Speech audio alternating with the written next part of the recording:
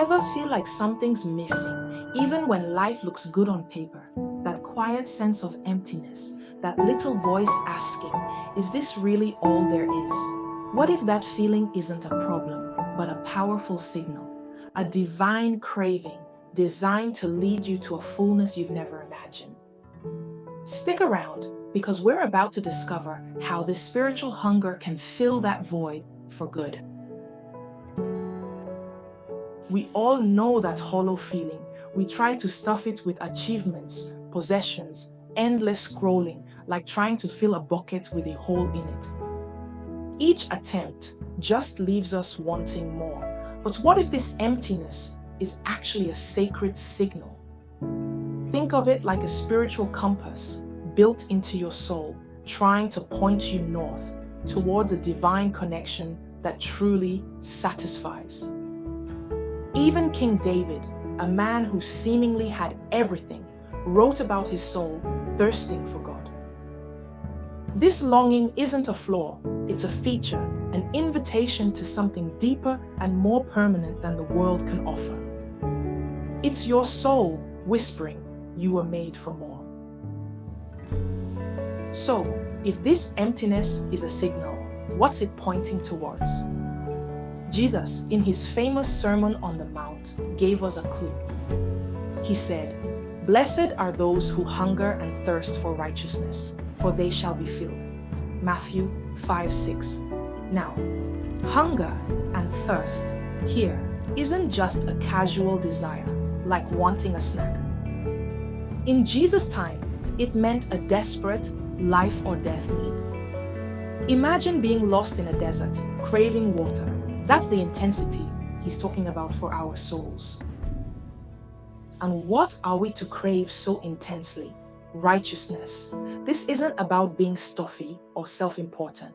The original Greek word, dikaiosune, is rich. Think of it as being in tune with God, our lives, thoughts, and actions aligning with his perfect goodness. Like an instrument perfectly tuned to make beautiful music in an orchestra. It's admitting we can't hit that perfect note on our own and developing an intense desire for God's harmony to resonate in us and through us.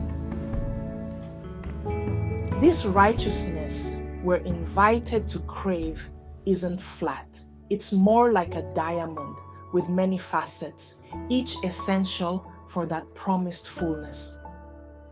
First, there's personal righteousness. This is about wanting our own character to be shaped by God. Imagine a sculptor carefully chipping away at stone to reveal the masterpiece within.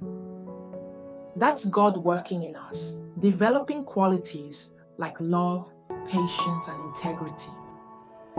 It's that inner ache to become more like Christ, not by our own strength alone, but by his Spirit transforming us from the inside out. Second, there's legal righteousness. This is about our standing with God. We all know we fall short of perfection. It's like having a huge debt you can never repay. But through faith, Christ pays that debt for us. So this hunger also involves recognizing our need to be made right with God, to receive his forgiveness and acceptance as a gift. This is the firm ground upon which our pursuit of becoming better can securely rest. Third, this divine craving extends to social righteousness. If our hearts are aligning with God's, we'll start to care deeply about the world around us. It's a passionate desire for fairness, compassion, and for wrongs to be made right.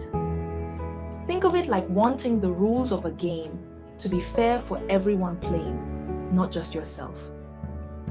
Or like tending a garden, not just for your own joy, but so the whole community benefits. It's a hunger to see God's values of love and justice flourish, moving us to act for the good of others.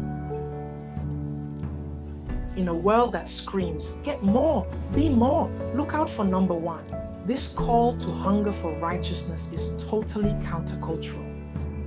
Society tells us to crave success, wealth, approval, tangible things. Jesus flips that. He blesses those whose deepest desire is for something divine, something unseen, righteousness. This is radical because it means valuing God's standards above our own comfort or popular opinion. It's like consciously choosing nutrient-rich food for your soul instead of spiritual junk food.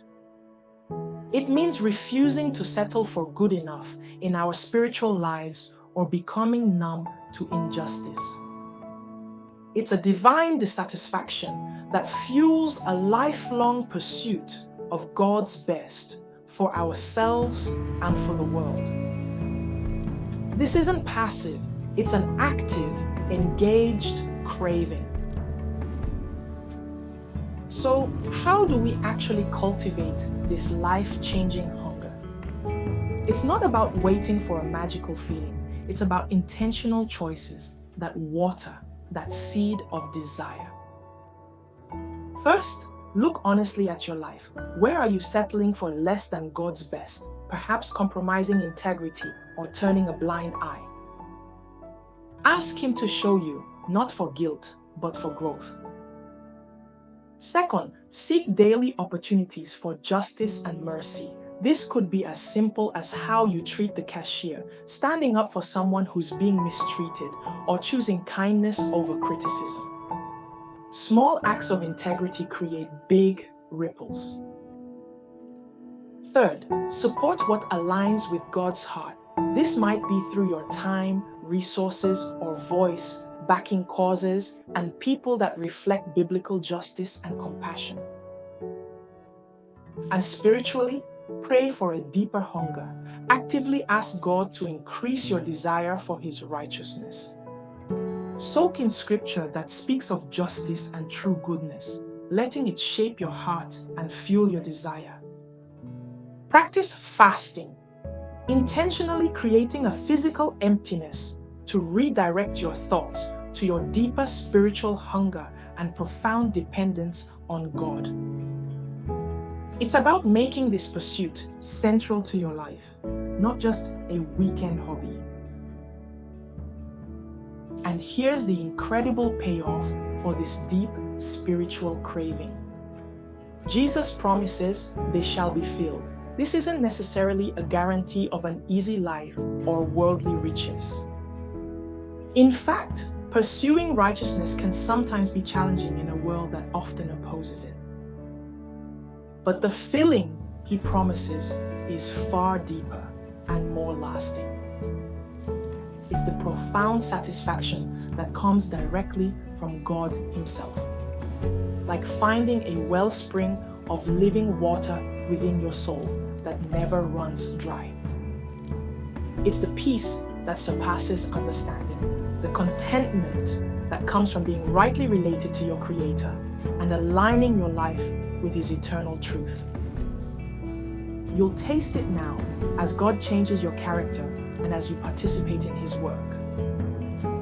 But the complete, ultimate feeling awaits when God's kingdom is fully realized and all unrighteousness is gone. This promise is an anchor. When the journey is hard, remember, if you genuinely, persistently crave righteousness, God Himself will satisfy that longing. That emptiness you've sometimes felt, it's not a dead end. It's an invitation to the deepest fulfillment possible. A divine craving for righteousness, for a life in tune with God. As Jesus promised, when you truly hunger and thirst for this, for personal integrity, for a right relationship with God, for justice in the world, you will be filled. Not with temporary fixes or fleeting pleasures, but with the very presence and purpose of God Himself. So the question is, what are you truly hungering for today? How will you lean into this divine craving this week? Share a thought in the comments below. I'd love to hear from you.